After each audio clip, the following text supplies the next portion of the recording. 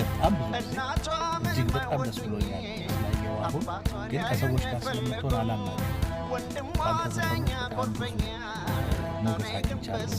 ዘፈኖች በጣም ብዙ ክብር አግኝቻለሁ። አንተን ላከብርበት እፈልጋለሁ። ከድሮ ጀምሮ በአንተ ነው እየተቃኘሁ ጓደኞች እኔንም አንተንም ያዩት ያገዱ አወሩ ስለነሱ ዝና ጊዜ ጃበላላች ረደማን ከማን ያንስና አበጀው አበጀው አበጀው አበጀው አበጀው አበጀው አበጀው ያው ቴክለ አበጀው ሰውዳኛለች አደሞ ልንጃለሁ ተዋት ሚልካለ ጣና ሄዋለ ሰማዳይ ዳዳ ባላችን ወብና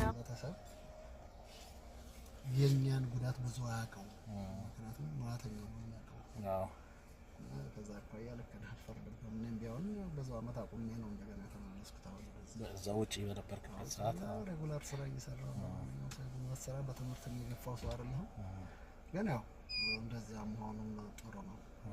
ያለሁበት ሀገር ማንኛውም ስራ የሚከበርበት ሀገር ሲሆን አዎ እኔ በጣም ብዙ ቦታ ጋዜቦ ኃይልዬ ቤት ፋልከን እንደገና አቶ እንግዳ ጋር እንደገና ደግሞ ታችን ሰተን ከነ ሃይማኖት ጋር ከነ ጌቱ ከሁሉም ጋር ከነ ጥበቡ ወርቅዬ ጋር ማብሬ ስሰራ ያንተ ሙዚቃዎች ነበር የሚጫወተው በብዛትና የመሐመድ አህመድና ያንተ ነበር የሚጫወተው።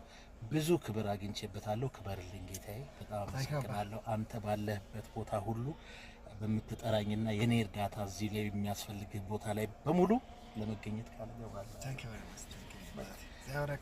እኔ ጌታ በመንገድ ላይ ባየኸኝ ቁጥር አስቆመኝ።